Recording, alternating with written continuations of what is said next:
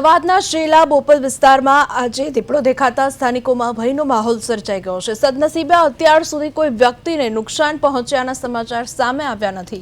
ઘટનાને લઈને મુખ્યમંત્રી, નાયબ મુખ્યમંત્રી અને વન મંત્રી સતત સ્થિતિ પર નજર રાખીને ફોલોઅપ લઈ રહ્યા છે।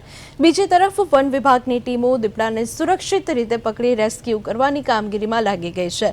તો બોપલમાં દીપડો દેખાતા લોકોમાં ભય જોવા મળી રહ્યો છે। કોઈ જાનહાનિના અહેવાલ હજુ સુધી સામે નથી આવી રહ્યા। વન વિભાગ રેસ્ક્યુ કરવાના પ્રયાસો શરૂ કરી દીધા છે। તો મુખ્યમંત્રી, નાયબ મુખ્યમંત્રી હાલ અત્યારે આ સ્થિતિ પર નજર રાખી રહ્યા છે અને દીપડાની શોધખોળ માટે ટીમો સતત કાર્યરત છે।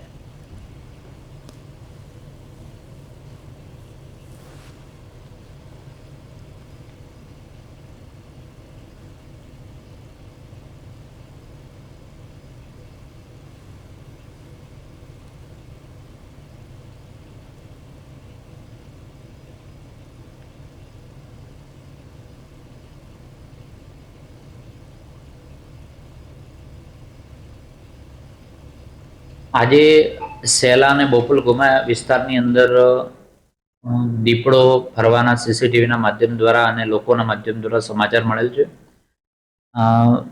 દીપડો હજી સુધી કોઈને નુકસાન કર્યાના સમાચાર મળ્યા નથી। તેને રેસ્ક્યુ કરવા માટે ફોરેસ્ટ ડિપાર્ટમેન્ટ દ્વારા તમામ ટીમો લાગી ગઈ છે।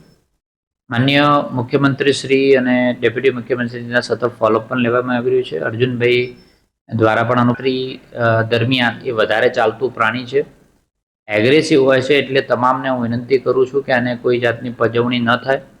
જ્યાં પણ દેખાય ત્યાં તમામ લોકો ફોરેસ્ટ ડિપાર્ટમેન્ટ દ્વારા અથવા વહીવટીતંત્રનો સંપર્ક કરે, જેથી કરીને